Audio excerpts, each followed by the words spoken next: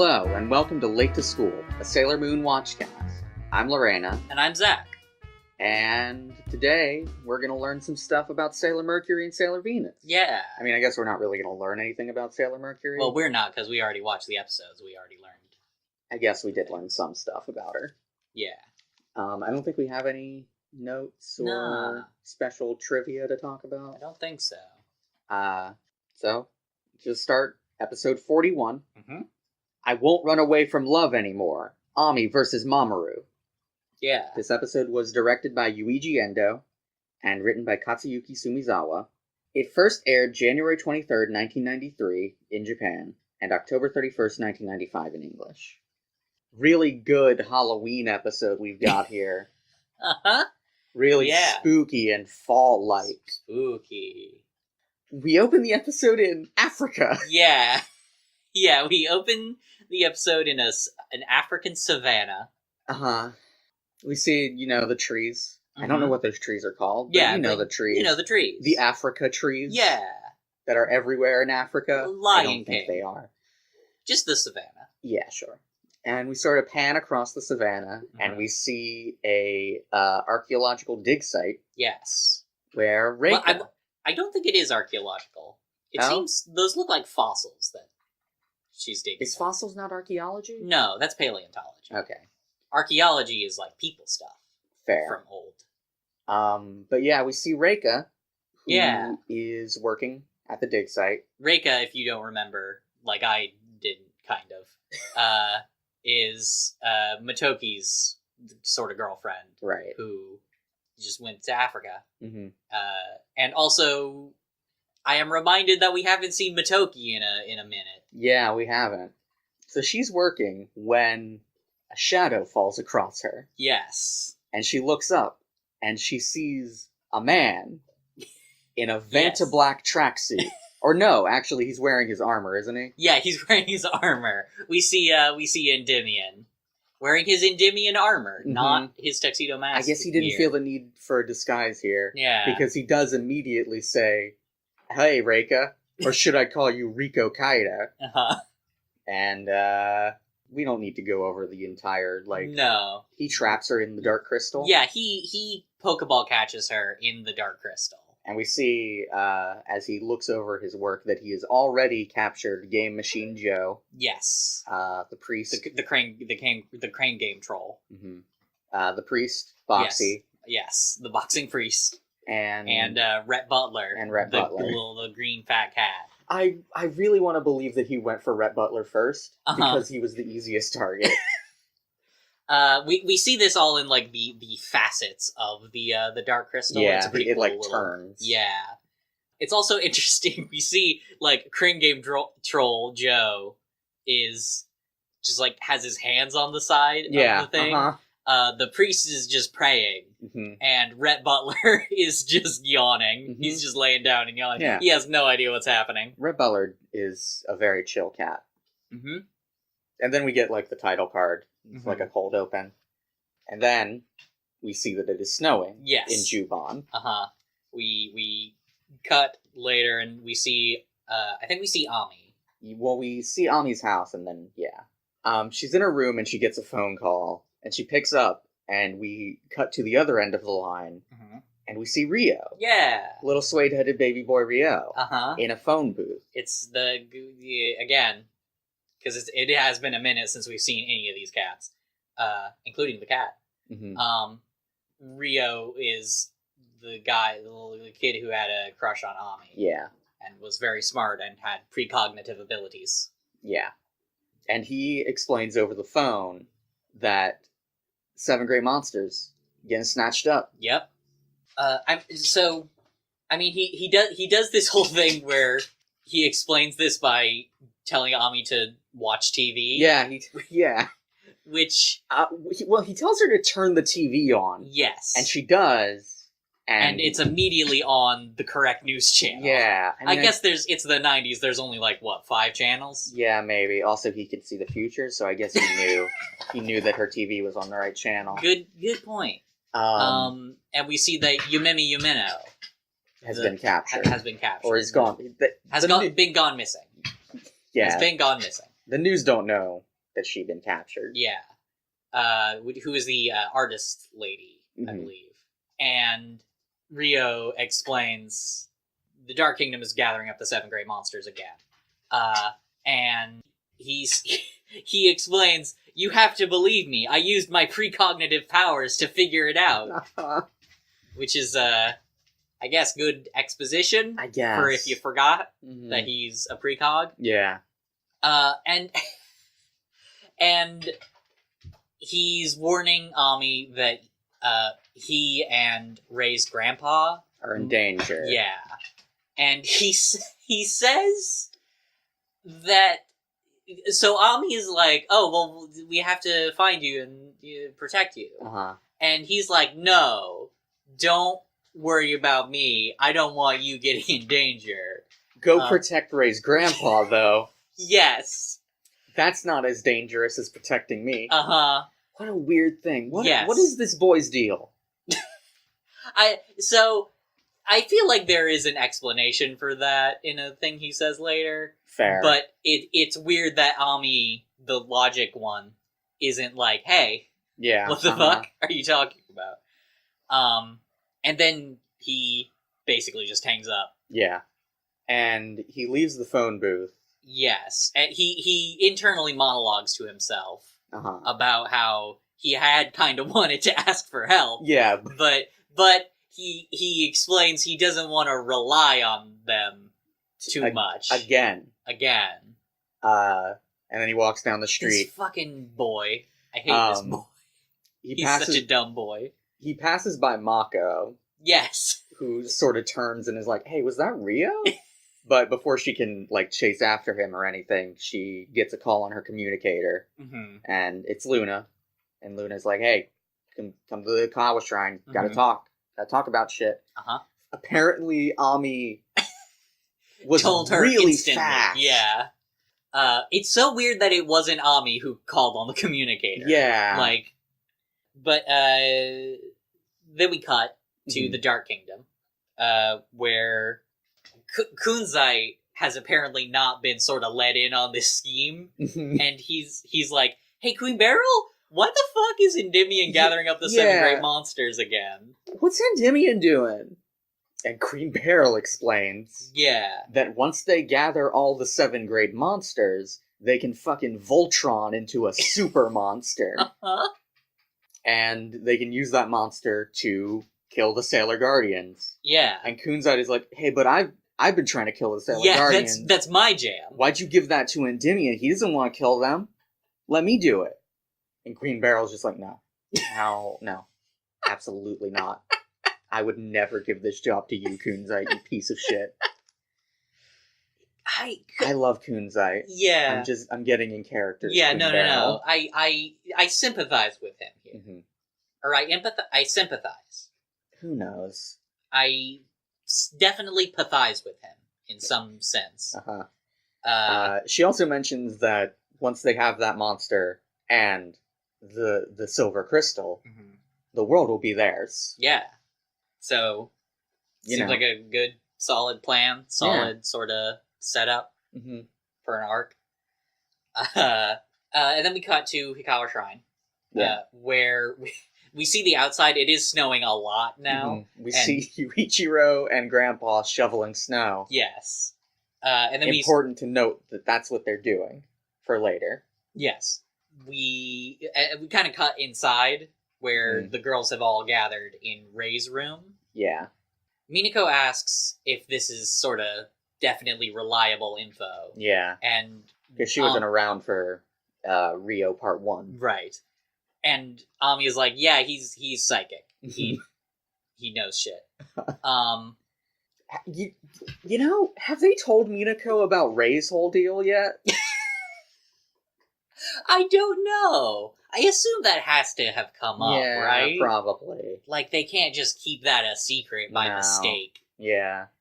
But Mako is like, well, fuck. Gotta go help him. Yeah. Gotta go help Ryo. And Ami is like, well, no, he kind of said not to do that. He said not to do that. And Mako's like, fuck him. Yeah. Let's go. And just starts sort of dragging Ami off. and tells the others to look after Rei's grandpa. And we see they leave, and as they pass through by the window, we see behind them fucking Yuichiro and Grandpa having a snowball fight. Yes. Those fucking dorks. I love that part so much. I like that they're getting along now. Yeah, it's good. I believe this is also the scene where, as Ami and Mako are leaving, Usagi screams. And Luna's like, What is it? And Usagi's like, I'm so upset for this main character in this manga I'm reading. And Rei gets mad because it's her manga. Yes. And Usagi didn't ask permission to read it, and they fight over it.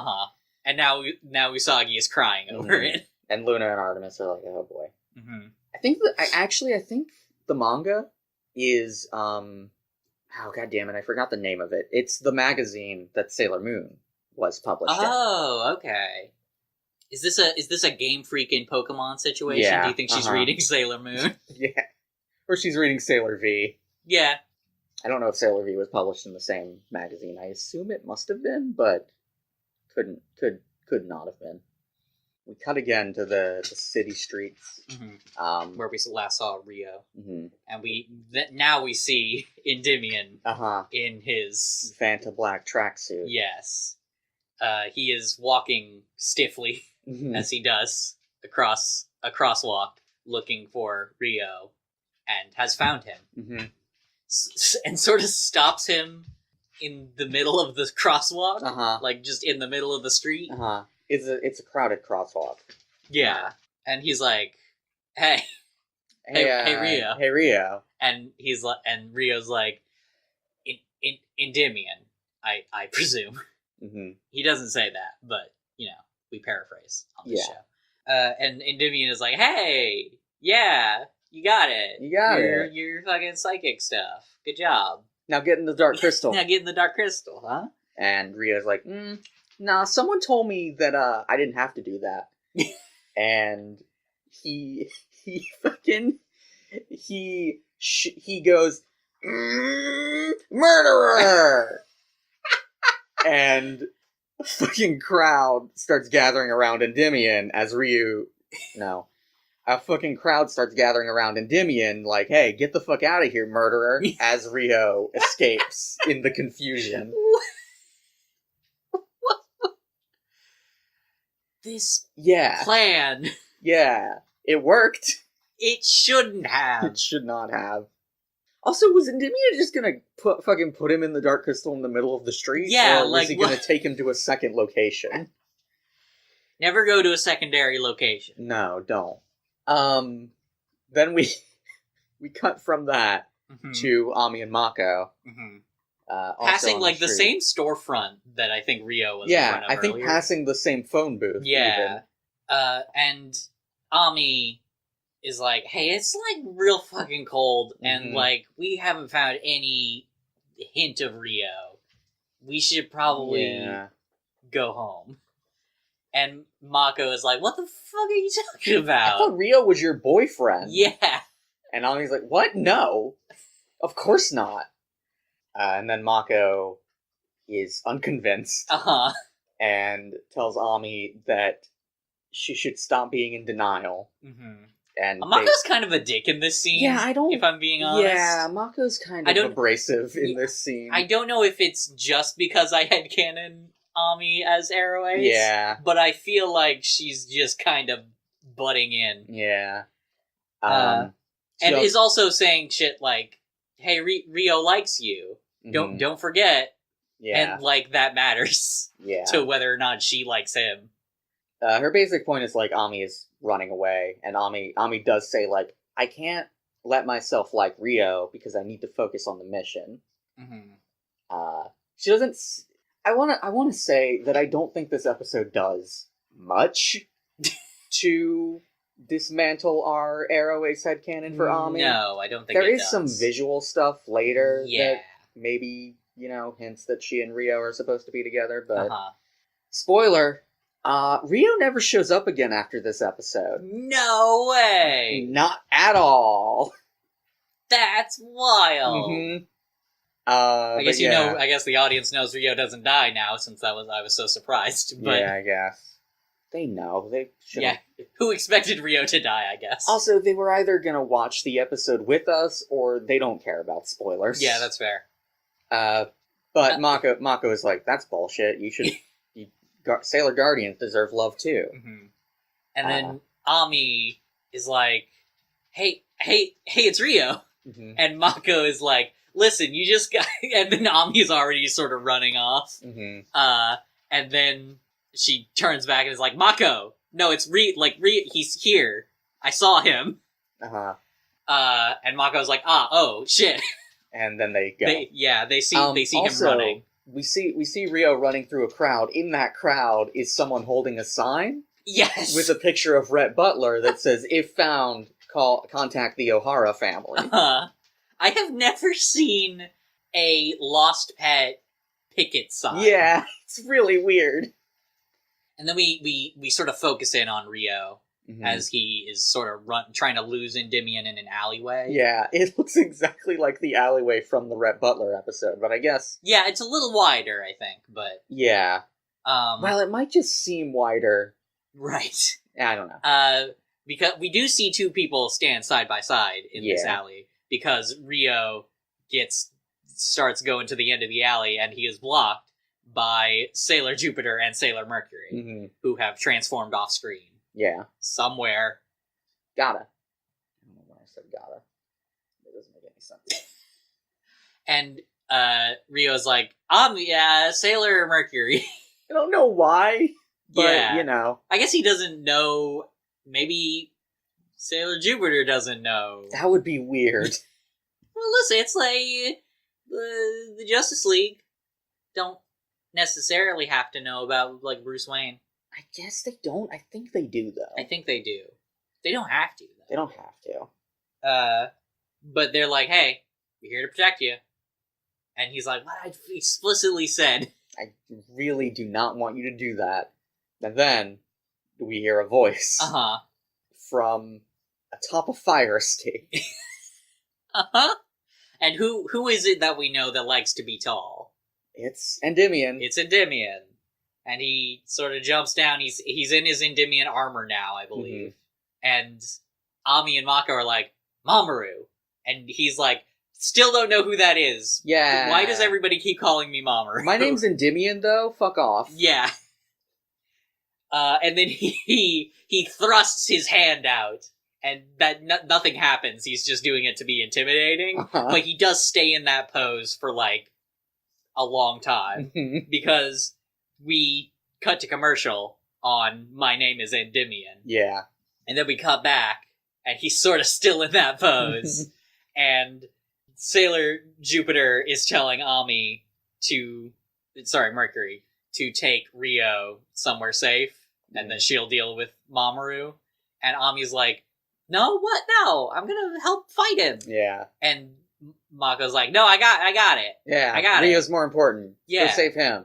And Mercury takes Ryo and goes. And through this entire scene, Endymion has still been in that pose. Yeah, I don't... And he's not doing anything. Endymion... he's just like, well, why are they not fighting me?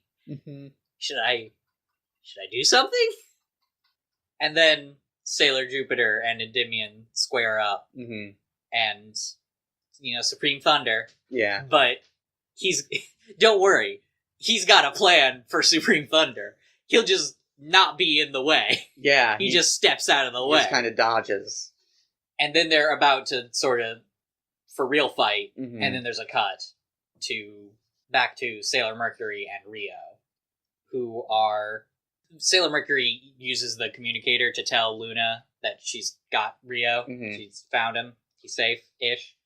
Usagi and Rei are still fighting over the manga in the background.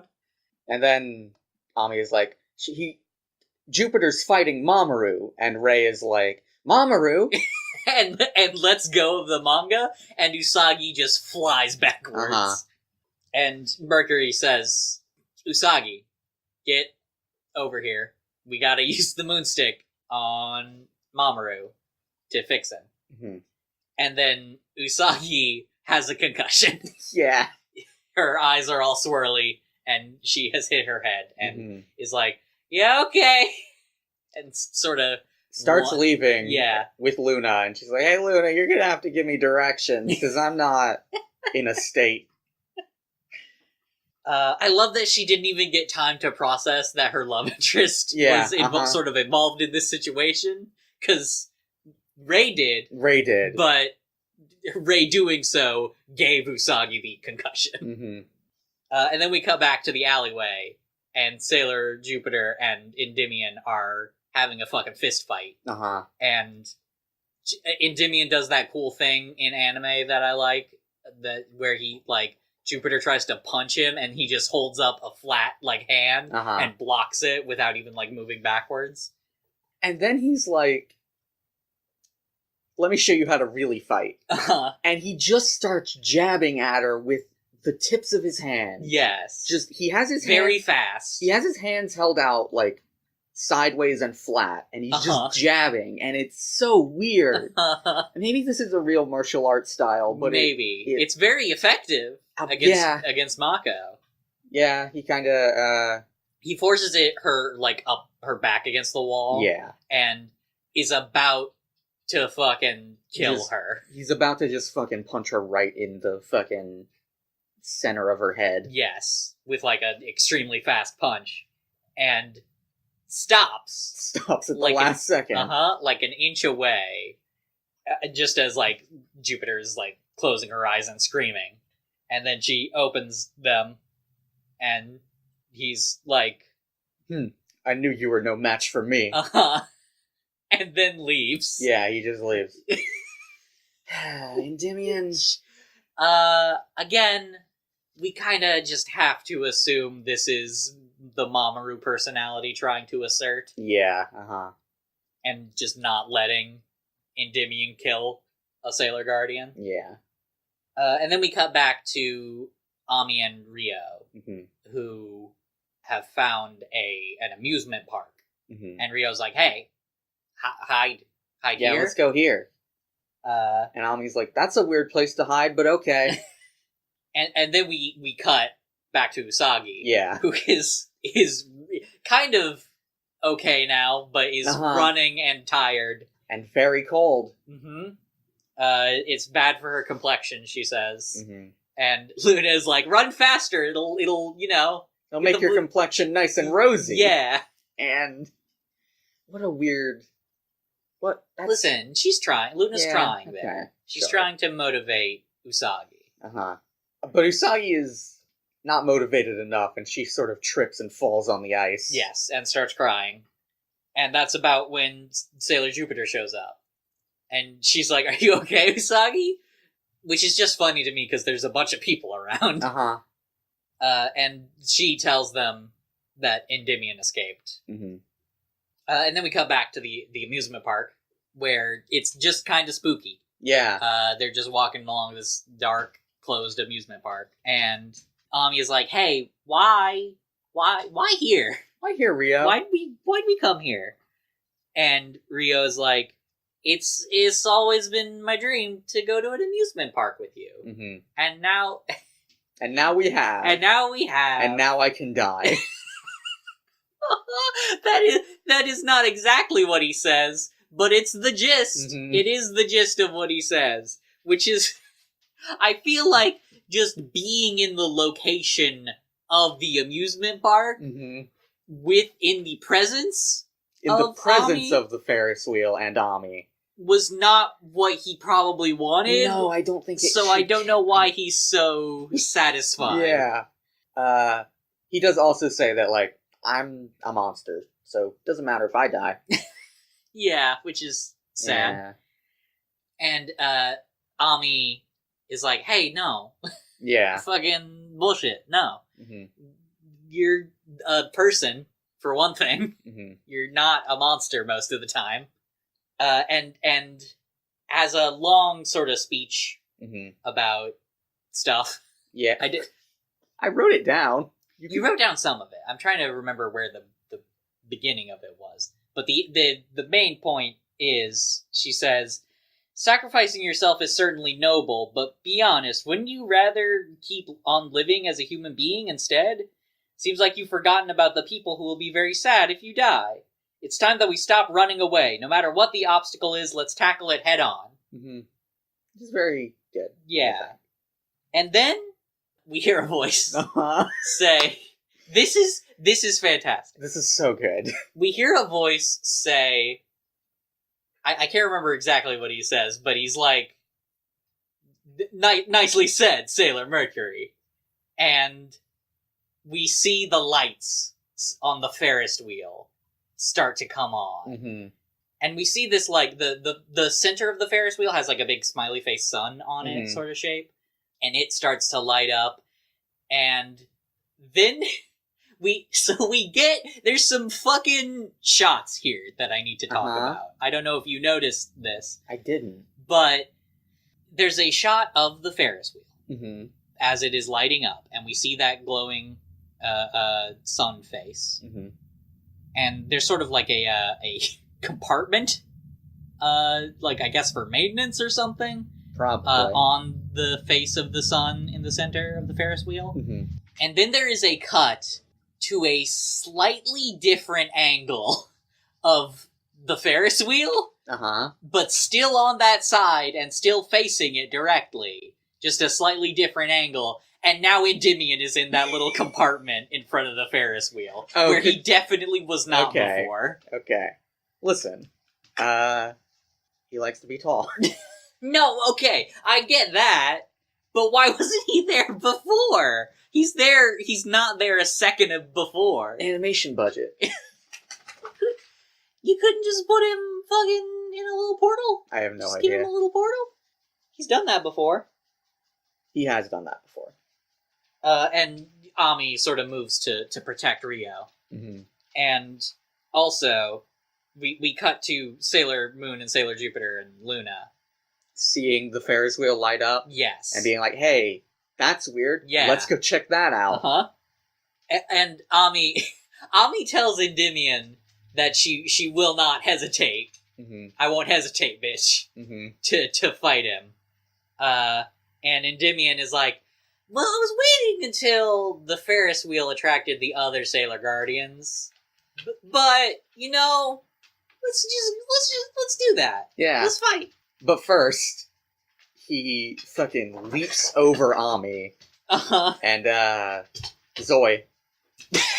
Yeah, Zoe. And he, puts Ryo in the Dark Crystal. Mm-hmm. And Ami is like, hey, fuck you. That sucks. That sucks that you did that. Uh-huh. And Endymion is like, well, you can free him if you break the Dark Crystal. Mm-hmm. But you're not gonna do that, because I'm gonna fucking beat you. And Ami has kind of a speech about freeing Ryo and stuff. Yeah. But the main important part of it is that she does say, douse yourself in water and repent! Uh-huh. Yep. So that's a returning line. Yes. Fun. Good. It's good. My favorite. I love it. And then, so, Endymion. He suits up. Yes! For the fight. I forgot about this. He is still wearing his Endymion armor. He's been wearing his Endymion armor this whole time. Note also that he did fight Sailor Jupiter in his Endymion armor. Yes. And now he, I believe, does a twirl. Yeah, he twirls his cape, and we get not really a transformation sequence. It just, covers him, and then when it goes back and uncovers him, he is Tuxedo Mask. I want to point out something. What's that? In Endymion, in his armor. Mm-hmm. First of all, it's armor. It's armor. Second of all, he has a sword. He does have a sword. That he never draws. Nope. And Tuxedo Mask has a cane. Has a cane. It doesn't have a sword in it. That does not have, it's not a cane sword. It's just a cane. Mm-hmm. It's a magic cane. But it is not a bladed weapon. No. He just likes making things hard for himself, I feel like. I guess. He just likes a challenge. Yeah. Which means he's a dumbass. He's a dumbass. I'm with Kunzite. Fucking forget honor and shit. Just fucking win. Just fucking win. Just fucking win already. You can. And then, so then they fight. And Ami doesn't have any actual offensive moves. No. But she does try to attack with bubble spray? I don't think she's trying to attack. I guess not. Yeah, no, you're right, because she's trying to distract him. Uh-huh. He's like, fuck it, okay, yeah, sure. That worked so well the last time. And he blocks it, but it does still do the mist. Yeah.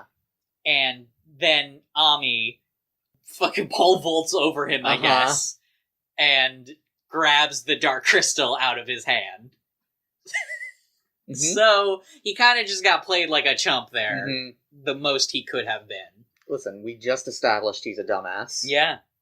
And Ami's like, hey, I got it now. And she just fucking throws it on the ground. Yep. And frees everyone. Yep, it shatters. Everybody's freed now. We just see them, all the guys, the girls, the cat. The cat, yeah. They're just all asleep on the ground now. And so, I guess that's it for that arc. You know? It wasn't going to be an arc. They never said it was going to be an arc. They never said it was going to be an arc. He already had 5 of them at the start of the episode. I guess. Accelerate it, you know? I guess. But, you know, so much for Voltron Monster, I guess. Yeah, no, that's not going to happen. And Endymion is not happy. No. But also, right at that same time, Sailor Moon and Sailor Jupiter are here. And they see the freed people, and they're like, hey, good job, Mercury. Yeah. And Mercury's like, it's Mako. I owe it. Or just Jupiter. So Jupiter. But also, Sailor Moon, hey, you know that healing thing you do? Do that. Get Endymion. Turn him back to normal. And Usagi has a little speech. From now on, when you're in the mood to recycle, only recycle cans. Don't try to recycle people who are trying to live peaceful lives. It's unforgivable. In the name of the moon, I'll punish you. Yeah. We didn't mention earlier, that's basically the same as the pre-cap speech. Yeah. But yeah, don't recycle people. Don't recycle people. Recycle cans. Recycle cans. Do recycle cans. Do. Or don't. I've heard mixed things about how recycling actually does for the environment, you know? Sure. Because the recycling trucks, they gotta use fuel and shit. Like, they're pumping diesel into the atmosphere and stuff. Yeah. Anyway, Sailor Jupiter and Sailor Mercury do a combined Supreme Thunder Bubble Spray attack that sort of stuns Endymion with lightning and bubbles. Well, the bubbles are conducting the electricity and keeping it around him. Oh. Yeah. That doesn't not make sense. Yeah. And then it's Sailor Moon's turn. Yes. And uses Moon Healing Escalation. And at first, Endymion is just like, and he's like sort of flashing and struggling. And Luna is like, it's not working. Turn up the power. And Usagi does. Yeah, she just goes, and the power turns up. Yeah. And she just thinks really hard. Yeah, I mean, we've seen her do it before. She did that against Kunzite. Did she? Oh, yeah, I guess that's true, yeah. She's just, channeling the power of the Silver Crystal. Endymion starts to remember. We see flashes of, like, him arguing with Usagi. Yes, as which is just a thing they both remember, I guess, as important. You know. And going on a date with Rei, and protecting the Sailor Guardians as Tuxedo Mask. And then, refresh. Yeah. And he's wearing his Vanta Black tracksuit. Yeah. And he collapses to the ground. And Usagi also collapses and is like, oh, thank God. Everybody's kind of like, oh, thank God. Yeah. And, yeah, so Mamoru's back to normal. Except not, because he's immediately encased in a fucking dark energy. Yeah. And, whoop, he's gone. He's gone again. And they're all like, shit. And we cut to the Dark Kingdom, where Queen Beryl has him back in his fucking healing pod. Yep. And she's here we are again. Well, didn't lose all his memories, so gotta use the complete power of the Great Ruler. Yes, gotta fucking channel the energy from the Great Ruler into him to make him super loyal. Yeah. And then we got to the denouement. I guess we're not really going to deal with Usagi feeling sad about that. Yeah, we barely deal with Usagi feeling anything about Mamoru in this episode, which is really weird. Yeah. But the girls are all at the amusement park. It's daytime, so the amusement park is open. Why would it be open in winter? Good question. I guess it's just we only see the Ferris wheel running, really. But yeah, and they're all just watching Ami and Ryo, who are on the Ferris wheel. Yeah. Like, is this entertaining for you? Yes. Ami and Ryo are, they're having a good time. Yeah. Ami says that they should come back again someday, and Ryo is like, yeah, I like that. Yeah. And they never do. Uh-huh. And Usagi is upset. She's like, oh, shit. If Ami is dating this boy, then who's gonna keep us together? And Minako's like, isn't that your job? And Ray, importantly, says, you're just jealous of the two of them. And now I'm pretty sure Ray is talking about, because Usagi isn't with Mamoru, but I do like to believe that Usagi is jealous of Ami. You mean Ryo? Well, I guess. She's jealous because of Ami. Right. Because she wants to date Ami. Right. She is envious of Ryo. Yeah. Jealous is a stupid fucking word. Because it has two fucking meanings. I guess, yeah. But Mako's like, let's just let him have this. And then the episode ends. Yeah, it ends on like a heart. Yeah. Ryo and Ami. Mm-hmm. The thing is, here's the thing. Mm-hmm. Maybe Ami just wants to be in a queer platonic relationship with Ryo. Sure. It's not a very good one because she never talks to him again. That we see on screen. I guess. You know? I don't think he's ever mentioned again either. You know. Where's Motoki, by the way? He's dead. He was Zoocyte, remember? He's not. That's not anything. Next episode. Next episode is episode 42. Sailor Venus's Past. Minako's tragic love story. This episode was directed by Takuya Igarashi and written by Tsukihiro Tomita. It first aired January 30th, 1993 in Japan, never in English. Really? This episode, fucking Sailor Venus's whole backstory is in this episode. Well, and that's a bit of an exaggeration, but it's the most we get of her backstory in the show. That's a shame, yeah. But okay. Never aired in English. Never aired in English, wow. There are reasons I suspect it wasn't aired in English that we'll talk about, but... Okay, I don't have any suspicions right now, so I'm... Yeah. It's such a... Oh, I have maybe a suspicion. We'll get to it. It's so bad. It's so bad that they cut this episode. Yeah. So we get the precap, which is... Minako's boyfriend is a handsome chap from London. But what's this? A pretty lady named Katarina likes him too? It's a love triangle, how awful. Those Dark Kingdom creeps are trying to break the heart of a young girl that's in love. But I won't stand by and let that happen. I am Sailor Moon, and in the name of the moon, I'll punish you.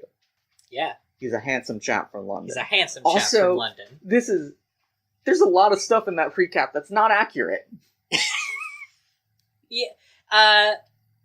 Yeah. Yeah. Yeah. We open the episode proper. On the Game Center Crown. Yeah. It's nighttime.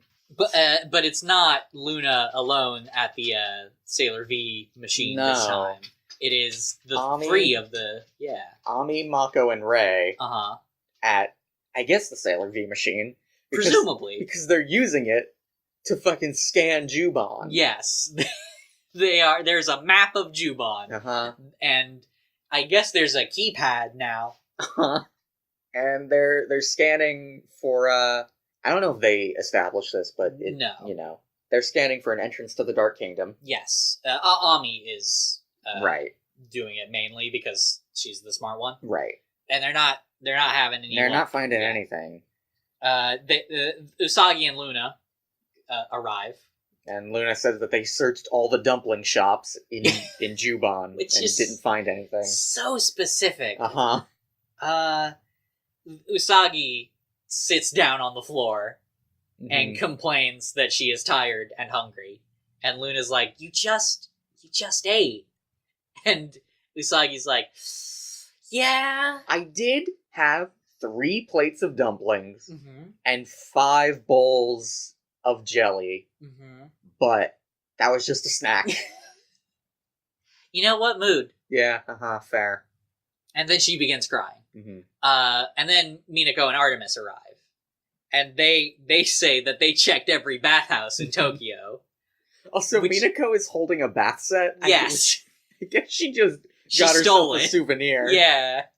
But nope. None of them in that way. They searched every... Ami doesn't specify if she's searching specific locations. Right. But Luna and Usagi were just assigned dumpling places. And Minako and Artemis bathhouses. Yeah. Why? I know why they're searching businesses. Because, sure. That's what the Dark Kingdom has done in the past. But it probably wouldn't be in a private residence. Right. What a weird thing. Yeah. And then they're all like, well, I'm gonna call it a night. Yeah. None of us have found shit. They do. I want to set this up more, the entrance to the Dark Kingdom thing, because they talk about, like, hey, the Dark Kingdom sends monsters, like, constantly. Yeah. There's gotta be some opening into it in Tokyo. Yeah. Which is good logic. That makes sense. Also, that they're being proactive. Yeah. But they haven't found anything. No. But then something appears on the computer screen. The game screen, whatever. Just for no apparent reason. Yeah. Which is a zoom-in image of the sun. Where we see there's like a solar flare arc going. But mainly, the main problem is a bunch of black spots that have formed on the sun. And are, like, moving around. Yes. And Artemis says, oh no. The sun looked like this back when the Moon Kingdom was destroyed. And everybody sort of gasps. And then we get a cut to Geiger Hell. Where specifically the flesh coffin that Queen Metalia is in. And Queen Metalia tells Beryl and Kunzite that, hey, this is the sun. It's covered in the spots. Then I'm gonna revive. Yeah. Hey, just so you know. Here's some bullshit that we maybe could have set up earlier in this season. Maybe. And Queen Beryl is like, well, we do still need the silver crystal. Don't worry, audience. That wasn't all just nothing. We do still need the silver crystal. And then the Earth will be ours. And Kunzite is like, yeah, got it. Under control. Gonna have it soon. Cause I have some information on Sailor V, who knows the Sailor Guardians. Okay. He does say that. He does say Sailor V knows the Sailor Guardians. Yes. He knows Sailor V is Sailor Venus. He saw it. Yes. He saw it happen. Yes. Keep that in mind. Keep this in mind. Stow that away. Just stow it away. For later. He says that he's got info. He knows someone who knows Sailor V. Right. And, in fact, she was very close to Sailor V. So, gonna use it to fuck her up. Yep. And then there's a noise. Yeah. There's a weird noise. And Queen Beryl and Kunz are like, what's that? And Queen Metalia fucking manifests weird energy hands that come out of the coffin. And reach out for Endymion's healing pod. And sort of just grab onto him.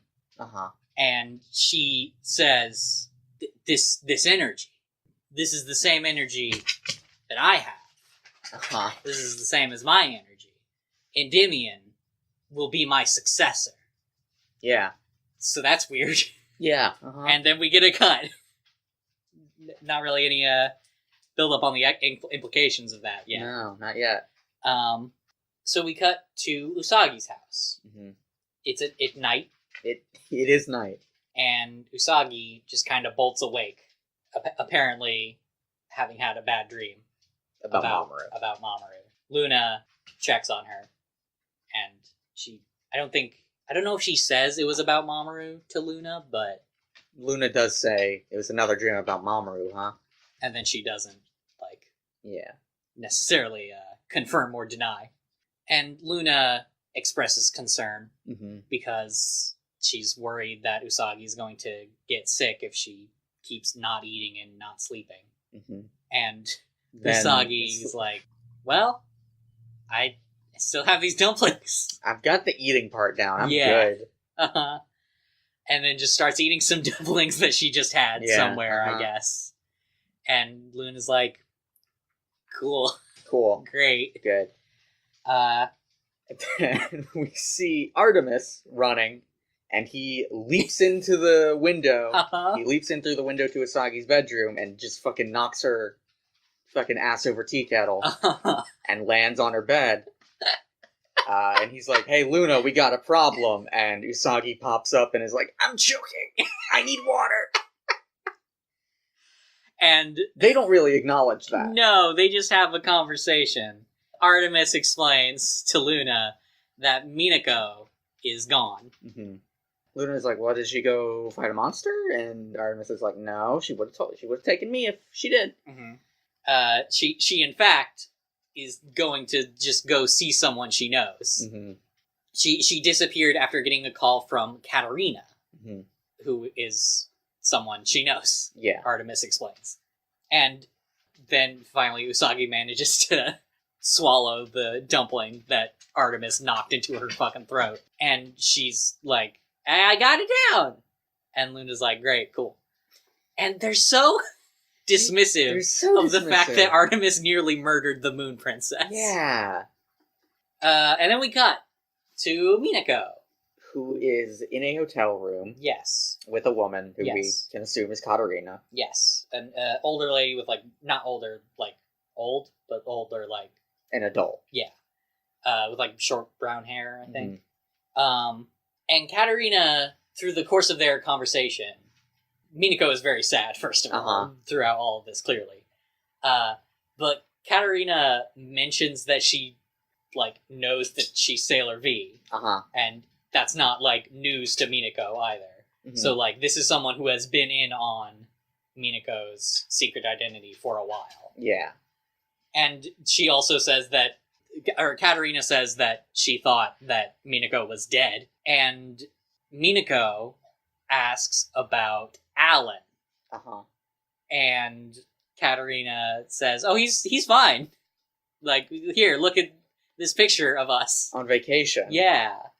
And Minako is upset.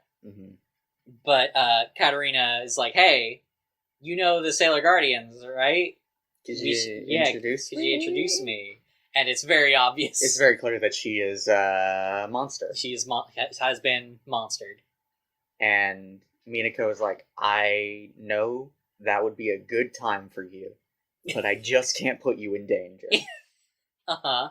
And she is very sad again. And Minako does also notice in this scene that Katarina is wearing a necklace that Minako gave to her. Right. And Minako leaves. Yeah, she just kind of runs off. And Katarina tries to call her back, but it doesn't work. Yeah. Minako leaves, and the second Minako is out the door, pretty much, Kunzite appears in the room. He is floating, I want to be clear, 3 inches off the ground. He refuses to set foot on solid ground. Yeah. Listen. Even though he could. If I could fly all the time, I probably would. Yeah. I feel like it would be less tiring. But I disagree. It would depend on how it works, I guess. Yeah. You know? And Katarina is like, hey, Master Kunzite. She didn't tell me anything, but I'm gonna get her to tell me something. And Kunzite's like, pushing her is not gonna work anymore. We're just gonna let's just do what we always do. You know? I'm gonna turn you into a monster real quick. And he does. He turns her into the monster Papillon. Which It's French for butterfly. Yeah, she's a butterfly. She's a butterfly monster. She's got wings on her head, which is really cool. Yeah. I don't care for her design, but that part is neat. Okay. It's a little busy. It's a little busy, that's fair. She's all green. Yeah. She's got the big yellow wings that just come off her head. Mm-hmm. I think she's pretty cool. And then Kunzai... Huh? Kunzai tells her to go get Minako, and she just fucking flies out the window. Yeah. And then we see Minako standing by herself near the ocean, thinking about Alan. It's such a name, you know, Alan. Yeah, he's a handsome chap from London.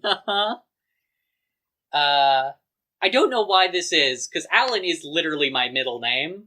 Yeah. But every time I think of the name Alan, I think of the fucking scene in Jurassic Park 3, where the guy, Alan, dreams about the Velociraptor in the plane. I don't. The guy, he just imagines his friend as a Velociraptor. Okay. And the Velociraptor just goes, Alan. And then he wakes up. Okay, sure. But yeah, she's sulking, one might say. She's brooding. And she sees a little green glowing butterfly. And she's like, hey, that's weird. It's winter. It's winter. And then Papillon is here. And attacks her. Yeah. And Minako sort of dodges out of the way. He's like, a monster! And she transforms. She transforms. She has her cool transformation sequence. And then Papillon says, what? Sailor V is actually Sailor Venus? I'm glad you're with me on this. Why didn't Kunzite tell her? Why did Kunzite not tell her? Also, okay, so they fight, and Sailor V uses Crescent Beam, and it doesn't work. Yeah. Papillon just sort of absorbs it, I think. Yeah. She absorbs it with, like, a swarm of butterflies. And then Papillon, like, captures Sailor V in, like, an energy sort of... Swarm of butterflies. And she's like... Minako's only weakness, butterflies. And Papillon says, I know your every weakness, Sailor Venus. Why would she know that if she didn't know that Sailor Venus was Sailor V? Also, Sailor Venus is just Sailor V without the mask. Yes. Yeah. Kunzite knows this. He was there. He was there? He saw her take her mask off. It was very dramatic and cool. And this just does... Artemis shouted, Sailor V is actually Sailor Venus. This just, like, not to detract from what we're already talking about, but this does just bring me back to why does she even have two different Sailor personae? She didn't know about Sailor Venus for a while. I know that from the manga. Okay. Tell me, I want the show to tell me shit, though. It can't rely on a manga that I haven't read. Well. If it's not in the text, it's not in the work. But yeah, anyway, Minako is captured. Yes, by butterflies. But Minako notices the necklace around Papillon's neck, which is the same as... the one Katarina was wearing. Yes. And I guess didn't go away when she was transformed into a monster. And Minako is very upset. Yeah. And is like, why this?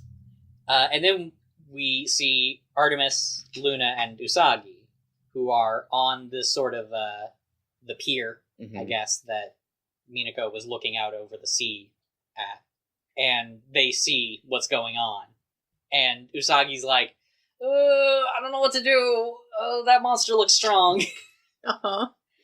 And Luna looks and sees that there's a boat docked here. Right, I forgot. And is like, oh, we'll use that boat to escape. Yeah. And Usagi's like, I don't know how to drive a boat. And Luna says, just transform yourself into a real sailor. Which is not a thing. Okay, we didn't know that the transformation pen gave Usagi the abilities of the thing she transforms into. Yeah, no, that has not been established. Like, what? Okay, sure. And Usagi's immediately on board with this plan. Yeah. Like, oh yeah. Uh-huh. And then she pulls out the transformation pen. Mm-hmm. And moon power turned me into a cute seafaring sailor. Uh-huh. I like the specificity. Yeah. A seafaring sailor. As opposed to the sailor I am now. Mm-hmm. Then she looks like a sailor. Yeah. She's got her same hair except shorter ponytails. Uh-huh. It's a good look. It is a good look for her. And then Luna and Artemis just run at Papillon and just knock her over. Just knock her by into jumping the sea. on her shoulders. Well, they jump on her face, I think. And Minako is freed. Yes. But still kind of dazed. Yes, she's falling also. The butterfly swarm had her up in the air, but Usagi catches her. Right.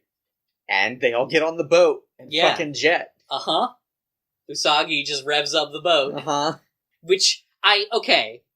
So, I understand, I can deal with the fact that the transformation pen has the ability to transfer the abilities of whatever she transforms into to Usagi.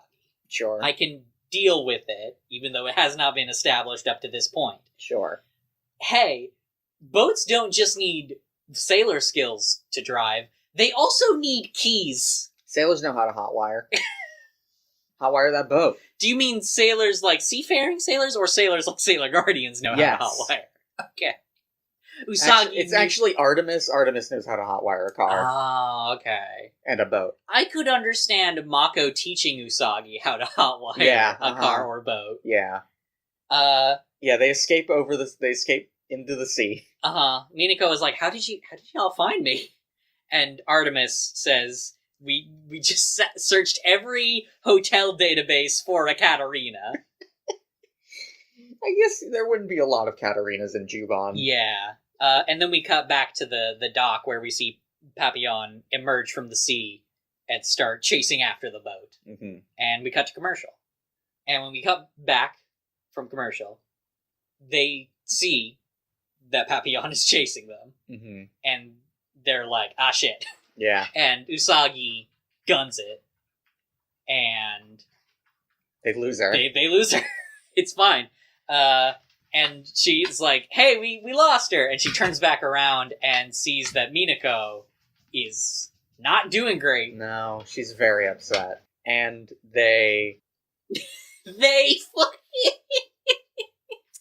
Okay. No, you seem really interested in describing this bit. Luna says, hey, we can go hide out in that abandoned cruise ship that is anchored there in the middle of the fucking sea. Mm-hmm. Okay, here's the thing. What if it's the cruise ship from the earlier episode? The one that, This one is far less dinged up than that one was, though. That's fair, yeah. Huh. I like your thinking, but if it's not that one, let's assume it isn't because it doesn't look quite the same. Right. Why is there an abandoned cruise liner anchored just not near a dock? In the open sea. There was a fire on the ship. And so everyone had to go. They had to leave the ship. They anchored the ship. The ship was anchored. They were chilling. Why there? And then that's not a thing cruise ships do. And then the chef caught the boat on fire, and they had to leave completely. But they couldn't get the boat back because it was burnt. But the rains put out the fire, so the boat's fine now. But they already cut their losses, so they can't really afford to go tow it back. They littered a boat. They littered a whole boat. They littered an entire ship. This is the captain of that ship is a fucking Captain Planet villain. Mm-hmm. But yeah, they do that. They hide on the boat. They hide on this abandoned, spooky boat in the middle of the... I want to be clear. This is not part of the plan of the monsters or anything. No. This boat is not... This is not a trap. No, it's just there. It's just here. Mm-hmm. It's just the milieu for the fucking final fight of the episode. They dock the speedboat they stole alongside the cruise liner. Yes. And they climb up, and Usagi is not fond of that. No. And they start looking around. Yeah, find out the boat is completely abandoned. I don't know why they're surprised by that, but they are. Yeah. They find a mess hall mm-hmm. and hang out in there by a bar. Mm-hmm. And Luna asks Minako, "Hey, what the fuck is up? Like, who's that lady? Who's Katarina? What's the fuck? Why does that monster know fuck?" you?" And she is sad. Mm-hmm. And Usagi says, hey, maybe she doesn't want to talk about it right now. Mm-hmm. Like, leave her alone. But she says, no, it's fine. I'll explain. And she does. Mm-hmm. We get a long flashback sequence. Yeah. Minako explains that she... 6 months ago. 6 months ago. It all started 6 months ago, which is so much less of a time jump than I assumed it would be. She explains that 6 months ago she found herself in England, chasing a Dark Kingdom monster. Uh-huh.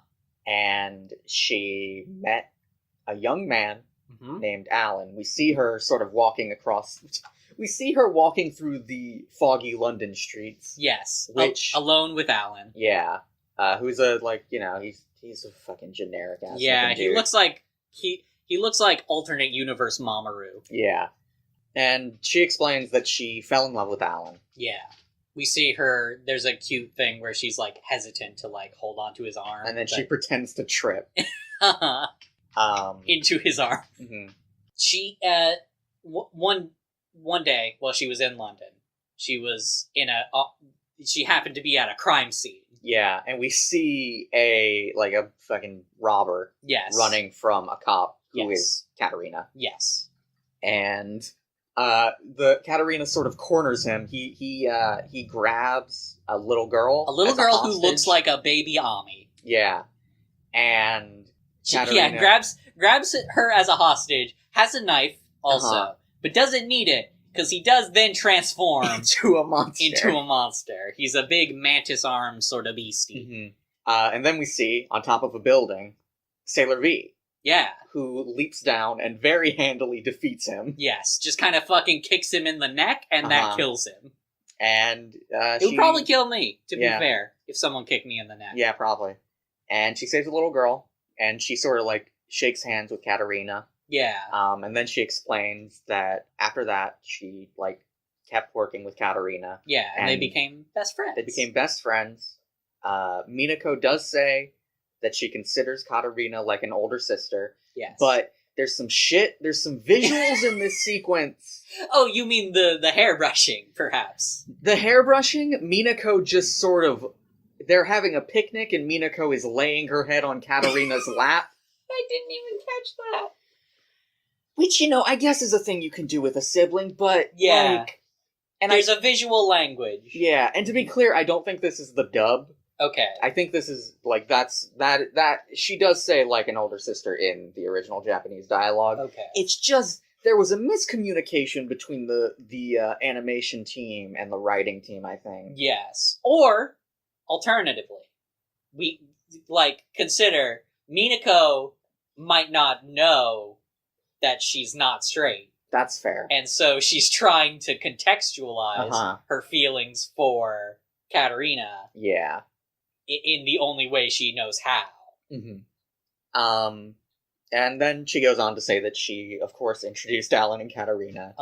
And we see them going to, an amusement park and riding the Ferris wheel and having fun. Mm-hmm. Throughout this sequence, Alan and Katarina are both sort of, next to each other while Minako is apart from them. Yes. And then she says one day she and Katarina had tracked a criminal. Yes.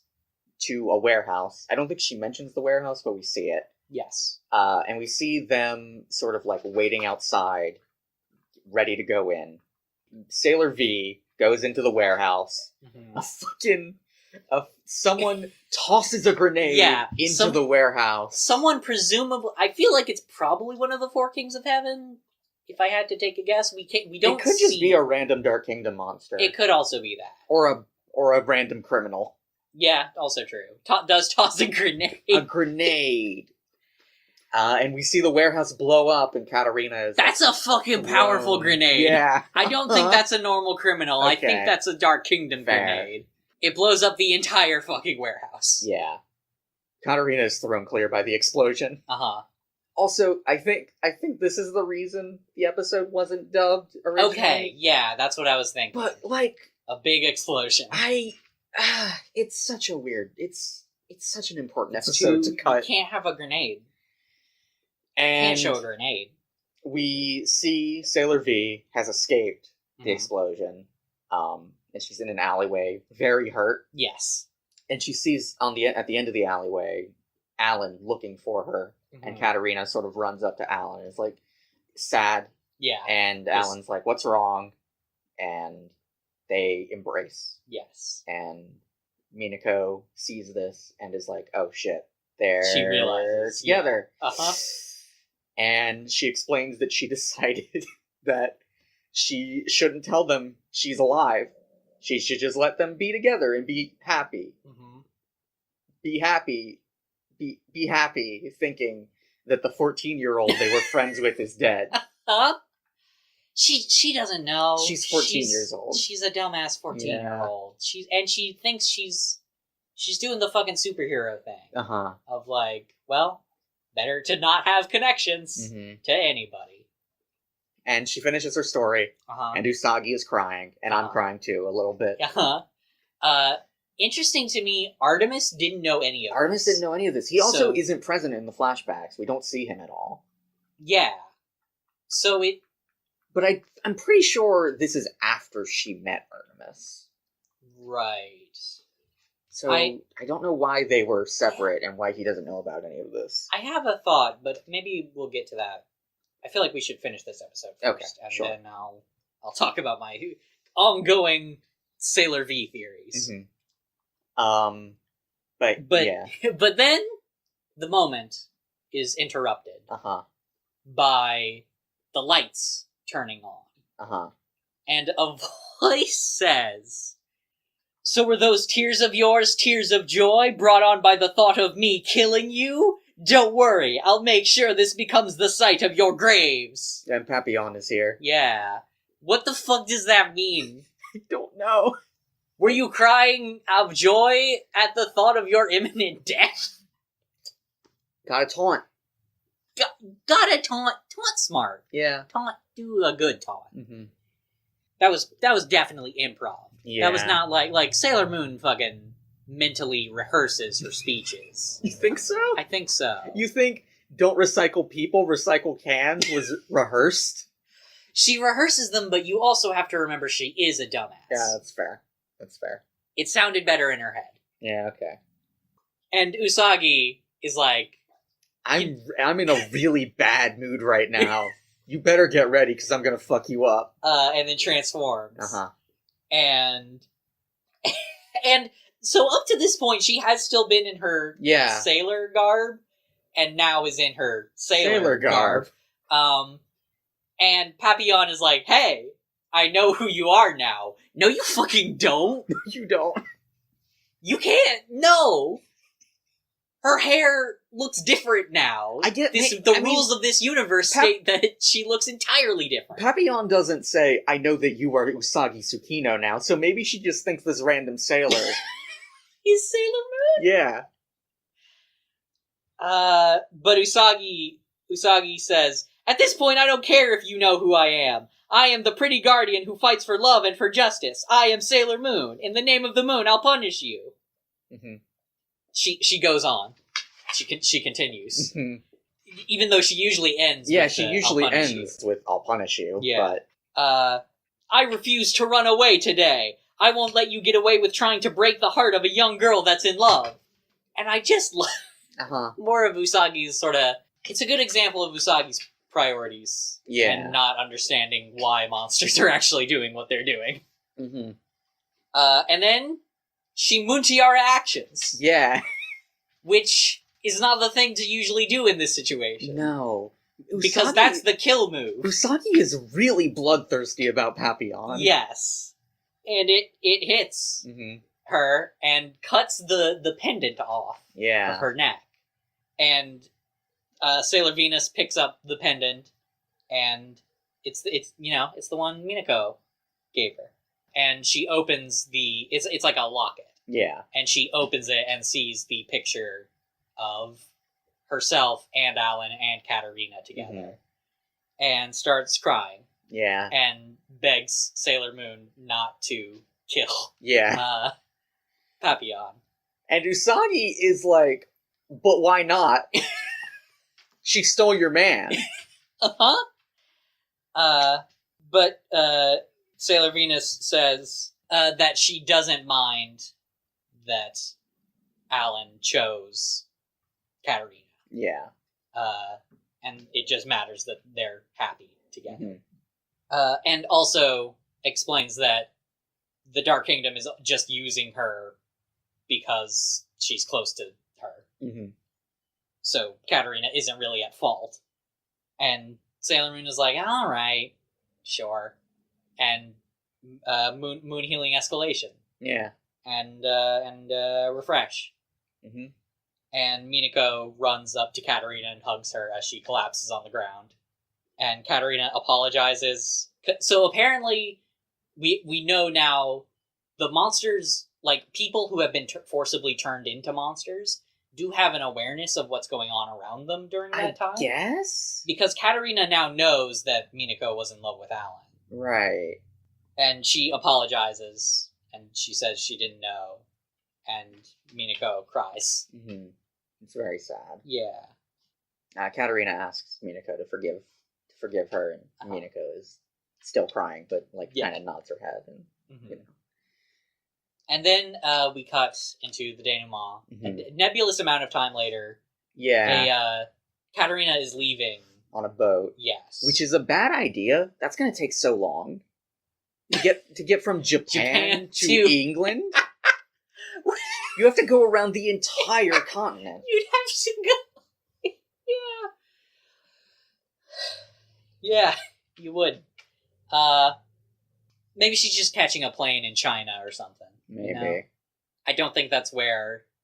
I think Tokyo is on the east coast of Japan. It might be. But she could still be going to China. I don't know. Maybe she's going to LA and catch a boat, catch a plane there. Catch a boat. She's going to go to LA, then go to New York from LA, and then catch a boat to England. And Minako is sort of standing out and waving goodbye, I think. And also sulking a little bit. And the other girls are sort of a ways behind her. And sort of watching her. Yeah. And Ray is like, hey, what happened? And Ami's like, she looks sad. And Mako suggests going to cheer her up. But Usagi says they should just leave her alone. Yeah. And that Minako is more mature than any of them. And then Minako sort of says to herself that she's gonna be fine. Because the most important thing is that she just wants both of them to be happy together. And then the episode ends on, like... She lets go of the photo of her and Alan. Yeah. There's also a lot of, like, still frame, sort of watercolor shots of her. It's very pretty. Yeah. And then the episode ends.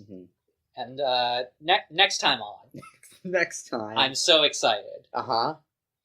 The next time on is Usagi says, I've had it! Everyone keeps calling me names like dummy, klutz, and stupid. And Luna says, well, at least they're honest. And Usagi says, right? That's why Luna, how could you? But yeah, so... Next time, Usagi abandoned the falling out of the Sailor Guardians. I am very excited to see Usagi fucking put her foot down on these assholes' bullshit and tell them to stop making fun of her. So we only have 4 episodes left of this show. Or of this season. I was like, what? Of the season? Really? Yeah. Interesting. We're really close. Okay, are we still going to do 2 episodes next time? And so 2 episodes and then a 2-episode finale. Cool. Yeah. Let's talk about these 2 episodes. Yeah. I want to talk about my Sailor V theory. Yeah, what's your Sailor V theory? Actually, real quick, before that, there's a very important thing about the last episode that we did not talk about. Okay. Which is that neither Alan nor Katarina have British accents. Oh, yeah, they absolutely do not. They have extremely American accents. It's like, okay, they would have been speaking Japanese in the original version. Yes. Without British accents either. Which, I don't know. It's translating that stuff is always weird. Yeah. They should have had British accents, though. Yes. But, okay. Sailor V theory. I'm gonna... Now, the manga might contradict this. Okay. And I don't care. Because the show is different and shit. And the show is all I have to go off of, so... all show stuff is just my canon for Sailor V. Right. I like to think that Minako became Sailor V before she met Artemis and knew about the Sailor Venus shit. Okay. I like to think she, like, everybody else has some kind of before talent. Like, before they become or manifest as Sailor Guardians. Right. Ami is really smart. Mako is really strong. Rei is psychic. Maybe Minako, her reincarnation of the original Sailor Venus, just manifested as, hey, I really want to be a superhero. So you're saying she wasn't... Okay, but you're saying she wasn't a superhero. She was a vigilante. Yes. She didn't have her powers. Yes. Okay. But yeah. So I guess she wouldn't have had her pen, the transformation pen or anything. So yeah, she wouldn't have any actual powers. She would just be very athletic and cool. Does know about monsters and... Yeah, so you're saying she went to England before she had her powers? Yes. Okay. Alright, I could believe that. And I like the idea, like, because that would also explain why she has 2 secret identities. Like, why she's both Sailor V and Sailor Venus. Yeah. Because she became Sailor V before she was Sailor Venus. So yeah. Okay. I like that theory now. Yeah. It helps me deal with a lot. I don't know that I don't know that theory will ever be contradicted. Okay. I guess we'll find out. Yeah. But yeah. Episodes. Yeah, any thoughts? Aside from what we've already talked about? A lot of, like... it feels like a lot of stuff that's very important to the overarching plot happened that was incidental to the plots of the actual episodes. Yeah, that's fair. Because, like, we... That's not a complaint, necessarily. It's just an observation. Yeah. The Ryo episode is, mostly mostly about Ryo, but also Tuxedo Mask. Yes, Tuxedo Mask is healed. And then kidnapped again. Yeah. There's the fucking Voltron monster. Yeah, the Voltron monster that is set up, and then they immediately free all the 7 great monsters. Yeah. So. Yeah, I mean, if they didn't do that, then the Voltron monster would have killed everyone. I guess. That's what they said. That's what they said would happen. I guess that's true. Hey, what did Tuxedo Mask not get all 7? He had 5 at the start, and Ryo... Which one was he missing? He had 5 at the start. And Ryo would have been the 6th. Which one was he missing? Was he missing the, No, he... He had... Okay, hang on. Crane Troll Joe. Crane Troll Joe. Boxy. Rhett Butler. Reika. He was, like, the last one. Reika. He got Reika. He got Yumemi. He's gonna get Ryo. Who are we forgetting about? Who the fuck are we forgetting? Oh, Grandpa. He didn't get Grandpa. Oh, right, duh, of course. Yeah, okay, he didn't get Grandpa. Okay, I was thinking, why didn't he just fucking summon the Voltron monster? Right. But, okay, he didn't have Grandpa. Yeah. Fair. Save the hardest one for last. He's the most protected. Yeah. Well, he doesn't know that. Does he not? I feel like he doesn't know. Okay. Why would he? I guess that would imply he knows Rey is Sailor Mars. True. He's a priest. So is the other one. He's a priest that we care about for a religion that's we care about. Right. But yeah. So yeah. Mm-hmm. No, just also, I really wanted that to be the setup of an arc. Like, I like the idea of revisiting an arc, and then... Yeah, I feel like you wouldn't have had that thought if you realized how close we were to the ending. Yeah, that's true. Also, trying to find the entrance to the Dark Kingdom, which is only important for the beginning of that episode, and then we immediately have Minako's backstory stuff. We have the entrance to the Dark Kingdom, and then the sunspot thing. Right. That implies that something is going on with the sun that is going to contribute to Queen Metalia's resurrection. Right. And also, Endymion is Queen Metalia's successor. Mm-hmm. And then we get a bunch of stuff about Minako's backstory. But yeah. Yeah. That stuff is interesting. Yeah. And also, I think I enjoy these episodes. You're uncertain? I enjoy Minako's episode. Yeah. Because I like having more Minako stuff to talk about and think about. Like, she's a very interesting character to me. Mm-hmm. I don't know about the Ryo episode. I don't... Ryo is not a compelling character. No. Ami is a compelling character, and seeing Ami fight Tuxedo Mask was cool. Seeing Mako fight Tuxedo Mask was cool. Mm-hmm. Ryo is just not.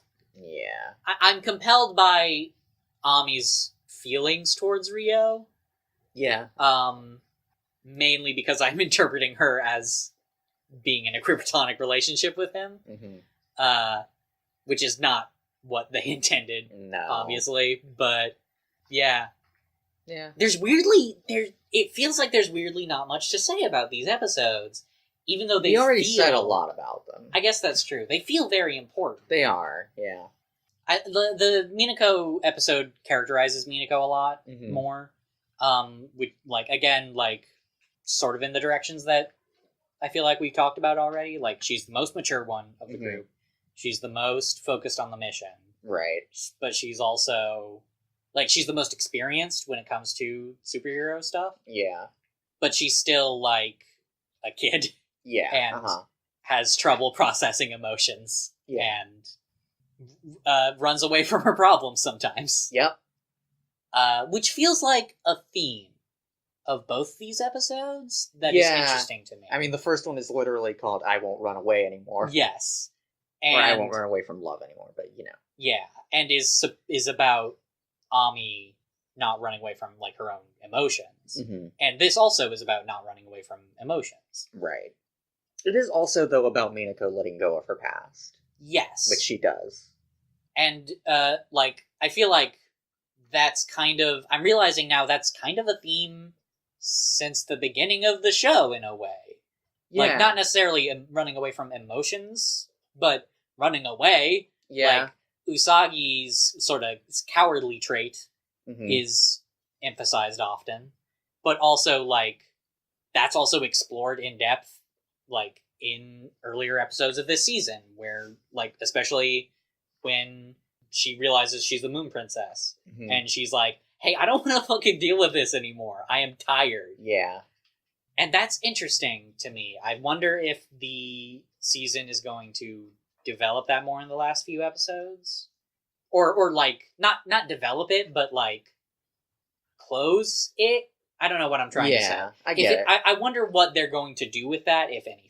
Sure. Because, these two episodes being so close to the end and both sharing that kind of theme feels like it could be intentional. Yeah. It could also be just a total fluke, and I'm just reading too much into it. I don't want to say too much. I have some thoughts about some things that may connect to that, though. Okay. So, as always, thanks for listening.